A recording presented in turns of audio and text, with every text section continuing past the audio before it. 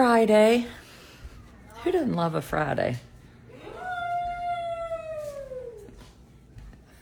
Ghost Boy in there loves Friday, and so does his mother. I was thinking about, okay, Fridays are good days. Today, Amos got home from school, and basically his teacher and I have been texting with one another, which is such a dream to have a teacher. Hi. Hi. I was just talking about you. And I am nice. I was just talking about you. Oh, and my new $34 table from downtown in Edenton. How about that? Bouncing pans. Bouncing pans? Yes. Did you have fun playing on the trampoline? A bouncing pan. Oh, Bouncing pan. there's no reason to try to come in here and talk. It's too loud. But Amos got home from school. I got him off the school bus, and his very nice bus driver was like, he was really upset, kicking, mad, angry. And it is I don't know why it still is hard for me to wrap my mind around. Amos is almost 9. It is the strangest phenomenon to have a child, to adore a child, and not have them be able to tell you something. It's really tricky. It's hard. Hey, Ann, I hadn't seen you either. Yes, our condo is doing better. I shared some pictures with my subscribers earlier today. We can see hardwood floors. Yes, but anyway, so I pick up Amos. He can't tell me what's wrong, what happened. So I spend a lot of time guessing, like legit guessing, like, I wonder what happened. Because then we got on the golf cart and he called me like an idiot, which he doesn't have a iPad anymore. So I know he's not like watching random stuff. And I was like, did somebody call him an idiot? And then I'm like, my heart is breaking, right? And, but then my daughter Blair was like, no, I bet he heard somebody call somebody else an idiot. I was like, well, that actually probably makes sense. Because very nice class and kids, but little kids are kids. And if somebody kicked their foot at me, I might call them an idiot too. So anyway, his teacher and I were just trying to guess. So we are going to send his blankie in his backpack to use on the bus, which is not ideal to have an almost 9-year-old with a blankie on the bus. But you know what? If it helps him, then it's good. The other choice is, do we do the whole thing where he takes his medicine at school instead of when he gets home? Because I think his anxiety medicine has worn off by then, and he is toast. Not to mention, it's Friday. Okay. No.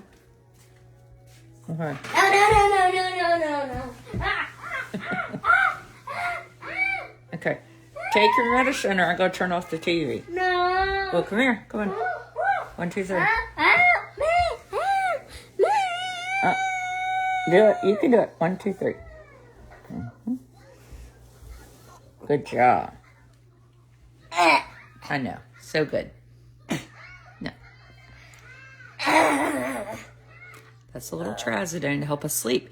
And this is guanfacine, which helps us mellow. No. Mellow yellow. Melon. Melon. Watermelon? Yes. Do you want some? Melon. Yelling? Yes. You're going to yell? No. No. No yelling. Yola. Who left? My 13-year-old has a passive Yola. Yaloff? Yola. Yaloff.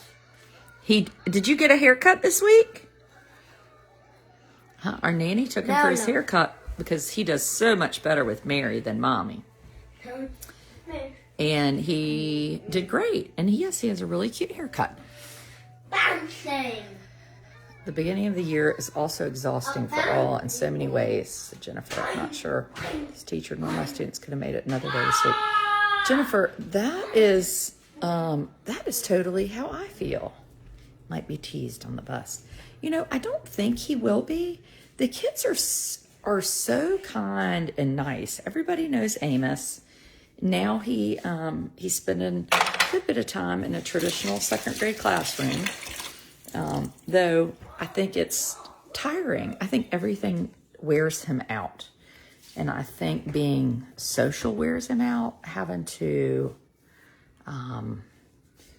participate and follow the rules. I mean, it's hard times for typical kids. But when you have ADHD, anxiety, and autism, it's hard. My son does better with his babysitter for haircut. Thank you, Hannah, for saying that, because there's sometimes that I think my husband, when I'm gone, he'll be like, I mean, he's so good when you're not here. And I'm like, well, what am I going to do? Move out? I live here. But it's true. But anyway, so this afternoon, he, is all in a dither. And then that puts me in a dither. And I'm thinking, like, weekends are kind of hard. They're kind of long. And trying to find stuff to do. It's sort of tricky. There's no, like, laying around, which is what everybody wants to do. But we were going to get a sister from her school bus. Because, everybody rides a bus to a different location. And my daughter hasn't made it back a full week of school. Well, Laura, I believe that. And I was like, you know what? We'll stop at the trolley. I saw the trolley driver in the window, who is super nice to us always. And I was like, we are kind of having a bad day. Could we come on? And I knew he was like, yes. He was in there polishing brass. And Honor, Amos's service dog, and Amos and I went on the trolley. He had Amos sit in the seat. He honked the horn. He rang the bell. In fact, he wanted to go back, but then I convinced him not to. Maybe your husband needs to spend more time with him. Come on. I think there's this thought in the real world, or in the world, that, like, my husband somehow doesn't do anything. Like, I was cleaning out our Horty condo in Raleigh. Well, my husband's getting ready for a murder trial on Monday. So, trust me, this ship runs because we've got two parents, both working and working hard at different things. Both of us cannot be 100% on Amos, or you wouldn't be able to work. It's enough to try to work and do it. And so I'm super appreciative of having the flexibility in what I do to do that. And my husband does different things with him. Like last night, had dinner with my parents, and they went out on his new buddy bike. So, or takes him on the boat, or they go tubing. Honor does not go with Amos to school. I am Honor's handler, so I can take Honor with me to school with Amos, though we have not been doing that lately, just because just trying to get Amos in the routine of going into school. My daughter's the same way. She's so much better with anyone but me, better with teachers. Defiant and stubborn. Yeah, you're bad. It's a true tag team effort. Yeah, it is. And it's not, it takes effort. Like, I don't even know how to explain it. I can say to him, can you stop and go to the grocery store on the way home? Or he can say, so he goes to the grocery store, comes home, we just had spaghetti on some white bread, and then they were gone. Well, he had taken my daughter and a friend to play tennis for 2 hours, which was great for me. And I was in here doing some work and sitting around in my bathing suit. I put my bathing suit on to go swimming, and then I decided it was too cold. so I got into my pajamas. But anyway, somebody today said, it's good it was my neighbor, my really kind neighbor. I went over there and had a glass of wine with them. And she said, you give people the freedom to be themselves. And I was like, that's really interesting, because I think so often we're running the show, and we're like giving you glimpses of the good parts of the show, right? And it's not like it is easy for me to be honest and to tell the truth about things, but I think it's so important. How's his sensory to loud noise and food texture? Well, he doesn't eat anything mushy, and he doesn't like loud noises. You don't need to justify anything. It's not justifying. I just think, I'm putting myself out here. I'm willing to answer questions.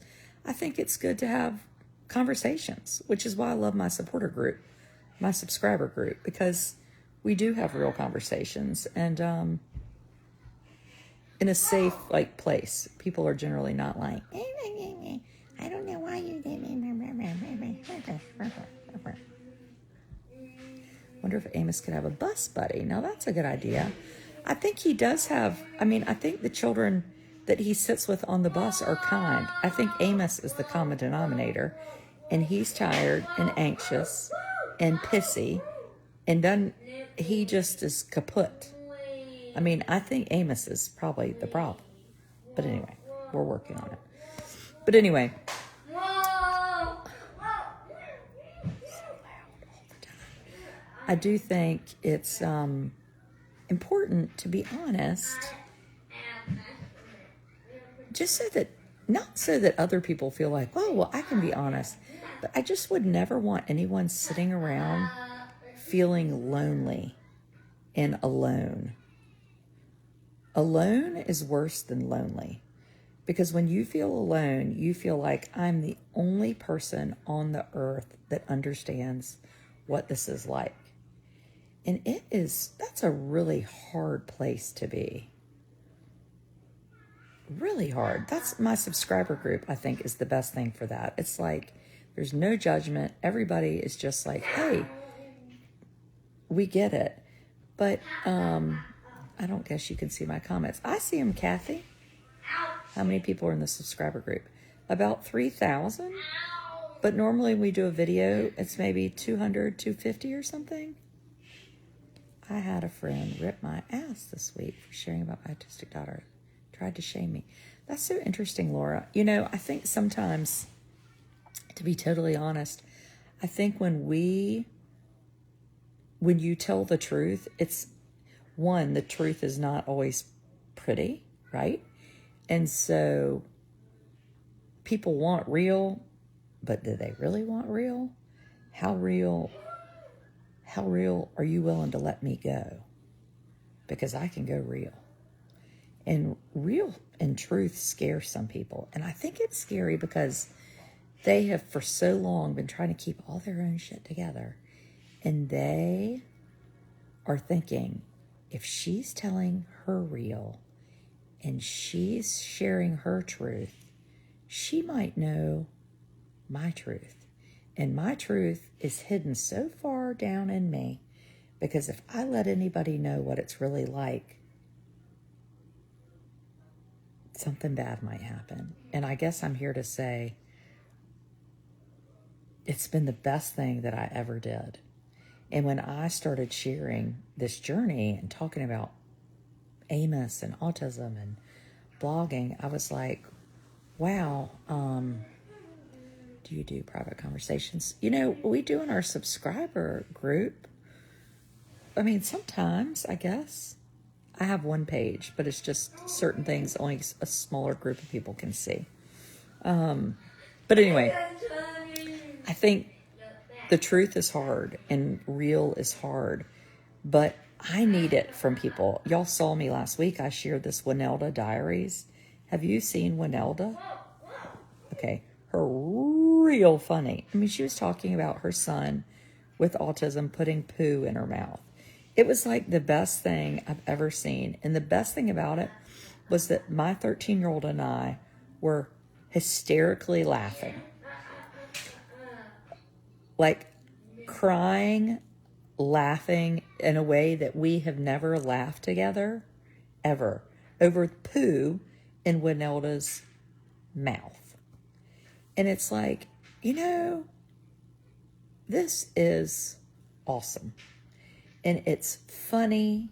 It is freaking funny. Things in this family are funny. And if you don't laugh, you will sit around and cry. And, I cry every now and then, but I don't want to sit around and cry, Our life is good.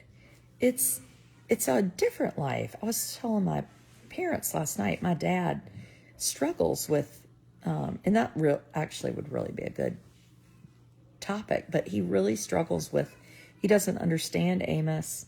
He loves him and wants to understand him, but he'll say like, well, he just poured that drink out. Like, I think he did that on purpose. And I'm like, yeah, he did do it on purpose. And I think he's thinking, he's not saying, but I think he's thinking, well, he probably needs to be spanked. And then he wouldn't do that. But what he doesn't understand, maybe because he's not on social media, and Lord help us all, we do not want my dad on social media. But he doesn't see the part of, well, did he pour the drink on the table because there was a lot of activity going on? Had he had his medicine? Was he just being naughty? It could be a combination of things, because Amos is tricky. And today, his teacher and I said he is a mystery. And I adore him and adore him being a mystery. But sometimes it is so hard to just not know what he's thinking, what he's doing, everything about him. I don't know. And his teacher said, I love a mystery. And I was like, well, you have to, because you're loud. You're loud. Yes. He's a mystery. Whoa. But then this afternoon, I was sitting around in my bathing suit. And, I'm glad, Laura. And our neighbor, who's also my godson, who's Amos's age, and he's as typical as they come.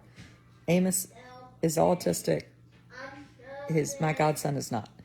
He plays on the football team. He's social. He doesn't miss a trick. He's over here getting snacks. He's hanging out with my husband. He's looking. He's just busy, busy, busy. Well, he wants friends. I mean, what would be better than having a friend, a little boy across the street from you to play with your age? But Amos is not always the most fun person to play with. And we turned our garage into like a playroom. And we did a Lego wall. Anyway, it's really cool. And today I invited Ruffin. I said, do you want to come and play Legos? And he said, yeah. So they played Legos. And then they jumped on the trampoline. And they had the swords. And they were fighting. And Amos was grabbing him, wanting to play. And, he loved it. Gene, I showed pictures earlier to subscribers. And I was like, you know what I'm getting to do? I'm 47 years old. I have a 16-year-old, 15-year-old, a 13-year-old, and an almost 9-year-old. And for the first time in 16 years of motherhood, I'm watching a child learn how to be a friend. 2 children, one typical and one very not typical. There is nothing as beautiful on this planet than that. Whoa! Yes. I shared the subscribers. I shared the video of them playing. Yes. Amos was leaning, wanted him to be. I never noticed that with my other kids. And certainly not at 8 or 9, maybe when they were like 1. And it just was, I was like, wow. And I get to see this. And I'm noticing it. Before him, I wouldn't have noticed that. I wouldn't have even known that existed anywhere on this planet to be noticed. Learning how to have a real friend. I get to watch that. Like, what is better than that? Seriously. Gosh. And I think that's the part that I want to tell people. Like, I want them to know, like, yes, it is hard as hell. There's ketchup up there on the mantle. People are tearing up stuff. Winelda's getting poo put in her mouth. But it is so lovely. And I am such a better person. Not Amos, not like Amos's whole value is wrapped up in me and the kind of person I am, but in just stopping and slowing down and realizing, like, wow, the world is a lot bigger than we think it is, or that it is in our little sphere. And I think when you get a hold of that, you stop taking yourself so seriously, and you're like, you know what? My son got his autism diagnosis today. He's 2. Thank you for showing. Oh, Jenny. That was a hard day. That was a hard day. Getting that diagnosis. I remember thinking, like, why do I feel so sad? Like, why am I grieving? Like, this is a cancer. Nothing's going to happen. Like, here, I love this little person, yet the word autism is just this isn't who I ordered, right? Like, I ordered this child and a different one came. But I will tell you, there's not one on this planet I would trade him for. Not one.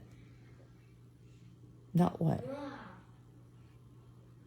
Maybe a few minutes every now and then. Maybe when I'm, not sleeping. But holy cow, it's been a good journey. It's like, do you want to get on I-95 all the time? Or do you ever just want to drive down those back country roads going places? Everybody wants the country road. I-95 is great.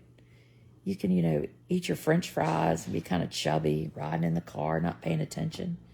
But you want to drive on the mountain roads. You want to look and you want to see and be like, oh, there's a sign that says, this is God's country. Don't drive like hell through it. The kind of stuff you see in my neck of the woods. That's what having a little person with autism is like.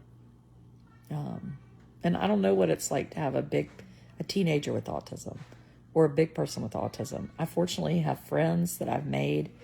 My friend Kate Swenson of Finding Cooper's Voice. Cooper's a few years older. Carrie Cariello, her son Jack, is at a college for young people with disabilities. I'm watching and learning and thinking. Lisa of Cody Speaks. I want to learn and I want to know, because I'm just along for the ride. That's it. Along for the ride. Subscribers, see you tomorrow morning around 9 for coffee chat. Coffee. And tomorrow, we're going to be hearing from my husband on the law. We have a few law things. He's actually a real attorney, not just one that plays something on TV. And sometimes he comes in and gives us lectures. And last weekend, he was sick. He was so sick that he had to hide down and watch football all day. And then, bing, he popped up and played tennis. Carry on, my people. Carry on. Glad you're here.